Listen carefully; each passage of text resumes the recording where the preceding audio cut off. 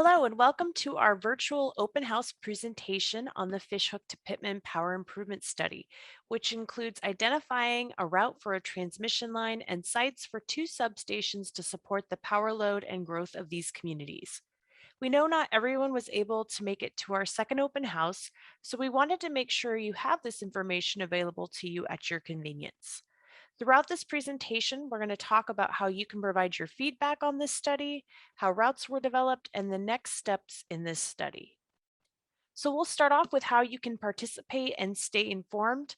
While the in-person open house has passed, you can learn about this study on our website, where you can also provide feedback directly using the feedback form located on the project webpage. You can also send us an email with your comments to routingstudy@mea.coop or give us a call at 907-761-9317. Folks that attended the open house received a printed comment form that they can also fill out and drop in the mail to send back to us. This is a member guided project and we really want to hear from you. So some helpful ways to share your feedback is to first of all, make sure you provide it because we do really want to hear from you.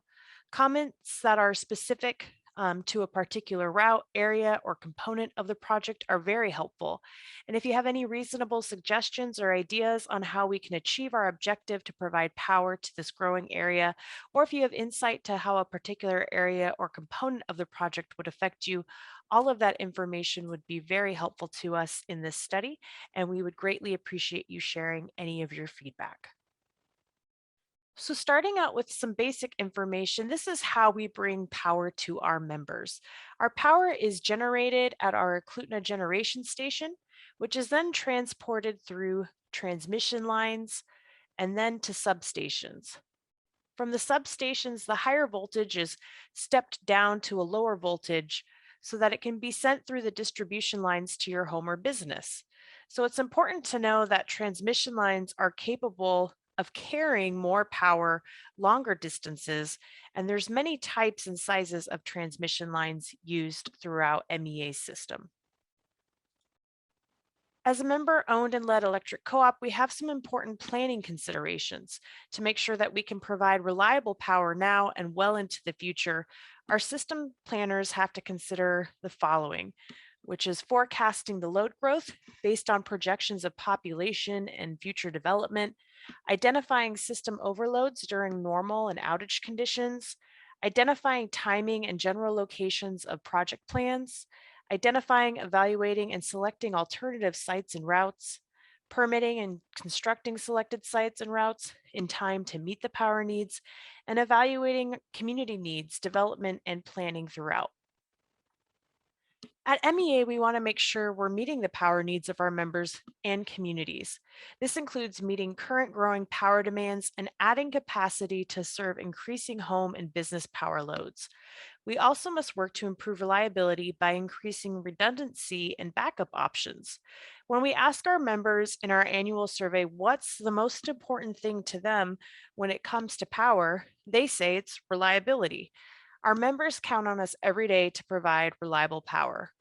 In order to provide reliable power for MEA members and growing service territory, MEA has to have more power alternatives, including substations that have enough capacity to serve the load when one substation transformer is down due to maintenance or an issue. We started this study in early January of this year after our system planners looked at where the most growth is occurring in our service territory. Over the last 10 years, the Matsu borough population has increased by 20,000 people and is expected to grow another 45,000 people by year 2045. MEA has prepared a long-range plan to increase our capacity and provide alternate redundant transmission. Based on system planning studies, load growth in MEA's service area requires MEA to install an additional transmission and substation facilities to meet current and future demand. This map here shows a population heat map of our new services over the last 5 years. And as you can see, a lot of the biggest occurring growth is just north of the Wasilla and Palmer core areas. We also identified what additional electric infrastructure is needed within the study area in order to meet this growth. And this includes a transmission line and two substations from the Palmer, Fishhook to Pittman areas. Our original study area was expanded north this summer after receiving feedback from members to explore additional transmission line route options, which we'll go into further detail later on in this presentation. So this map shows a closer look at our study area, including existing substations and transmission lines. As you can see, most of the existing infrastructure is toward the southern end of the study area and currently provides homes and businesses with power. This study is looking to connect roughly a 20-mile long transmission line from this East O'Neill tap down to the McRae substation over here. It's important that we also have two substations placed along this route that the transmission line can connect into. So these circles here highlight the possible substation siting areas that would connect in with this transmission line route. As we mentioned before, there's different types and sizes of transmission lines. And for this project, the transmission line would likely include a single wooden pole, possibly 50 to 80 feet high, with a right-of-way width up to 100 feet. So to give you an example of these structures, the photo here on the left shows a single 115 kilovolt transmission line with a distribution underbuild. And then the middle photo here shows a double circuit transmission line with a distribution underbuild. And then the photo here on the right shows a typical substation, which about 4 acres of land is needed to build a substation on. So to give you an idea of what a transmission line would look like in this scenario, we've provided photo simulations of an existing corridor and then what it would look like below with the transmission line built out. So this photo simulation shows the existing North Wasilla Fishhook Road area with what currently exists here along the corridor with power. And then this photo below here shows what it would look like with the proposed transmission line type. Here's another photo simulation example along East Spruce Avenue with the current distribution power lines running across and along here. And then this lower photo showing an example of what the same area would look like with the proposed transmission line built out. And here is one other photo simulation of an existing corridor. This shows a section here of the Parks Highway with what the current power line looks like in the top photo, and then what it would look like here below converted to a transmission line. And so just know that these are simulations and the actual final design and look is subject to change per public utility and regulatory review. Comments that were received as a result of the first public open house indicated a strong public preference for a proposed route along existing power lines, particularly along heavily traveled roads. However, the Alaska Department of Transportation has explained that there's some serious constraints to using DOT right-of-way, and this graphic shows a typical cross-section of a right-of-way along a rural arterial road. And this example showing a 150-foot wide transportation right-of-way, the north and southbound lanes, buffers and paths, and allowance for streetlights and or signals, there's really only a narrow swath of about 10 feet on each side of the transportation right-of-way that remains. And since right-of-way is needed for the proposed transmission line is about 100 feet, approximately 90 feet of easement on adjacent private lands would be needed. There's many other factors MEA must consider when making decisions about substation sites and transmission lines, everything from project feasibility to environmental requirements to available land. There's really a lot that goes into developing these projects, and they take a few years to put together before any actual construction actually begins. So this graph here just outlines all of the different constraints and factors that MEA must consider when making decisions about substation sites and transmission line routes. As for our study timeline, we're currently in the third phase of this study, which includes comparing route alternatives and receiving and processing member feedback. So earlier this year, we started with a thorough analysis of the various resources of the study area, including land use, cultural, visual, biological, and other data. We also put together a working group with 14 members representing a variety of groups from community councils to state and local agencies, aviation, and agriculture, just to name a few. Our working group helped us determine different sensitivity levels for different resources, such as rating the sensitivity of existing land uses to cultural and visual sensitivities. We put together some initial route link options, which we shared and presented to members at our first open house in May. We also did community council briefings and put together a project webpage that folks could review and provide direct feedback on. Over the summer, route links were reviewed and scored based off of the data, sensitivity factors, and member feedback. Additionally, MEA received feedback from nearly 30 members asking for additional route links to be looked at outside of already highly developed areas. A northern route option was created and added to the route analyzation. And in August, route options were narrowed down to the higher scoring routes, and a working group meeting was held to review those. We now just held our second project open house and look forward to getting additional member feedback on the higher scoring route options over the next several weeks. And we anticipate to have the final route and substation sites determined at the end of November to early December with the final study results. So this shows different sensitivity criteria that was used to evaluate routes and sites. And as you can see, things like homes and airstrips were rated with very high sensitivity, and other features such as schools and farmland had moderate to high sensitivity, while industrial land uses, trust lands, and transportation routes had some lower sensitivities. So you can review this criteria along with other high resolution maps at the link provided here on our project webpage. This land use map shows the different identified land uses within the study area, from buildings to airstrips to railroads and other existing features.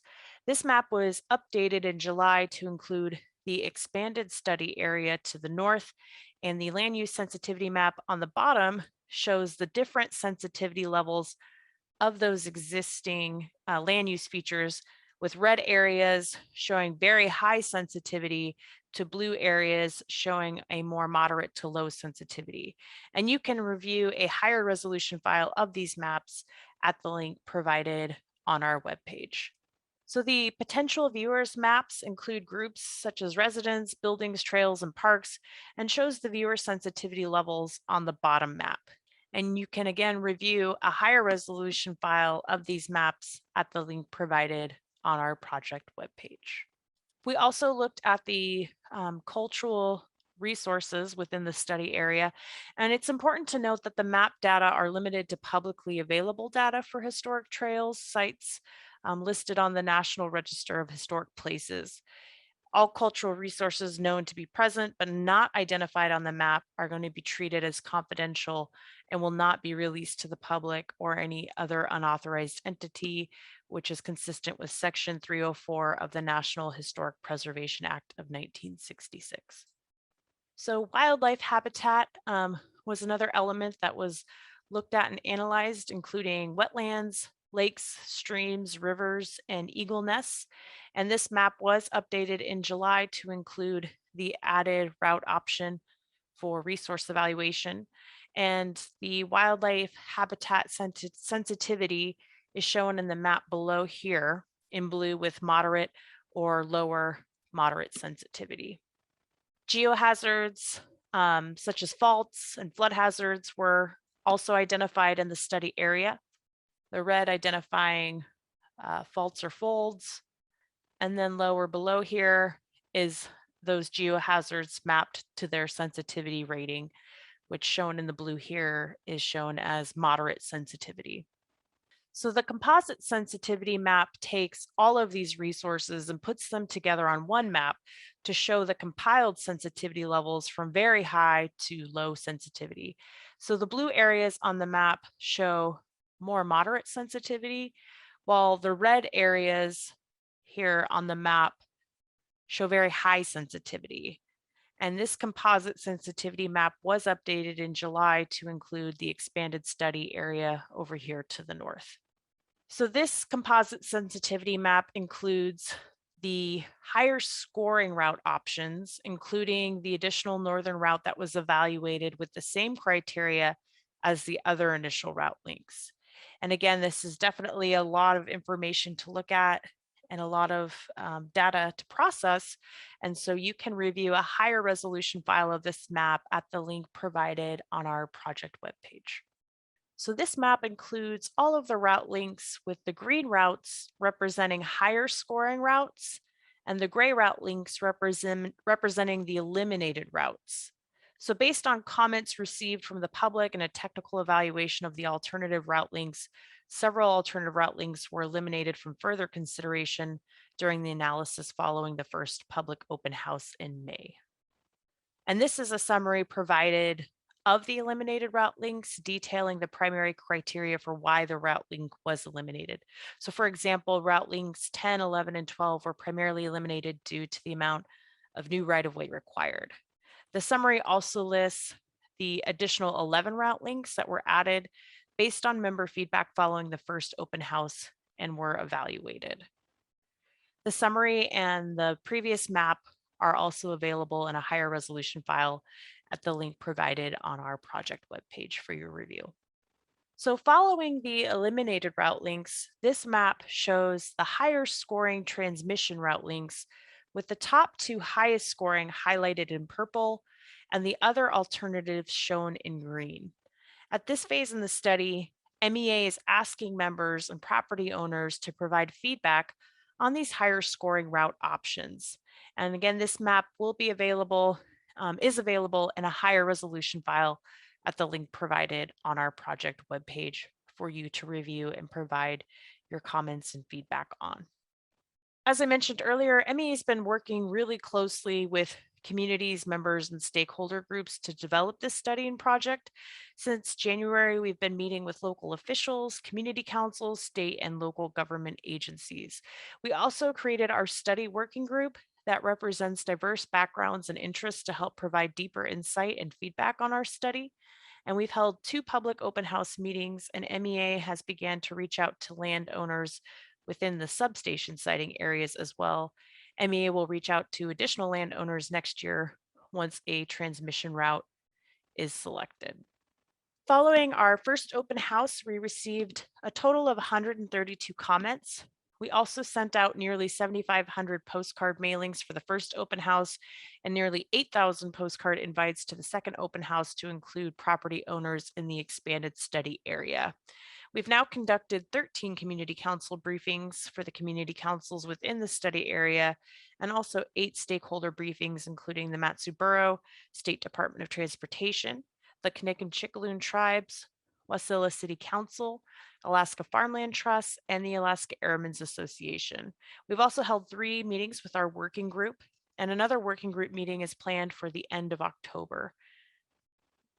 If you'd like us to come speak at your organization about this project, you can just send us an email to routingstudy@mea.coop. We've included summaries of our initial public comments and primarily what route links they pertain to. We received numerous comments for routes along existing power lines, heavily traveled roads, and asking MEA to further evaluate additional and more northern route options. So this is a summary of the public comments that were initially received, those 132 comments. And that is also continued with just some other general comments about the effect on neighborhoods, residential areas, public health and safety, construction, and some other comments. So a common question and comment we receive from members is, how will a transmission line and substation impact the electric and magnetic fields within an area? And many studies have been conducted to measure EMF, and this slide details the EMF that is put off at certain distances of electrical devices found within our homes. So looking at the EMF of an electric range, our fluorescent lights, a hair dryer, microwave oven. These are all important things to consider when it comes to EMF. Additionally, EMF's been measured from different types of transmission lines based on the distance from those transmission lines. So you can see that type of data and numbers here. And so extensive scientific studies have not concluded that EMF is known to cause any disease. And so there's been numerous studies done over the past 4 decades about the impacts of EMF, and it is not known to cause any disease. Um, and meanwhile, there's no national or state standards limiting exposure to EMF based on health effects that have been established um, in the US. So another common question or comment received is, can you put the transmission line underground? And there's many concerns for underground transmission, including costs, which can be more than 10 times the amount of overhead transmission. So for instance, overhead transmission typically costs about $1 million per mile, whereas underground transmission can cost about $6 to $10 million per mile. The impacts on the land use with underground line easements and the depth and width of the trenches that have to be dug to accommodate underground transmission is also another great concern. And also, there's currently no qualified crews in Alaska to install and repair underground transmission lines, meaning any damage or issues with the underground transmission line could mean lengthy and extended outages from lasting from days to weeks. We do have our additional frequently asked questions and answers about the transmission line and substations available on our project page. So now that we've concluded our virtual open house presentation, how can you provide us with your feedback? So you can use the direct feedback form located on our project page at the link here. You can also send us your comments by emailing us at routingstudy@mea.coop, or you can give us a call at 907-761-9317. We really appreciate you taking the time to learn more about our study and project, and we hope to hear from you. Whether you have feedback or questions, please just reach out and let us know. In the meantime, take care and be safe.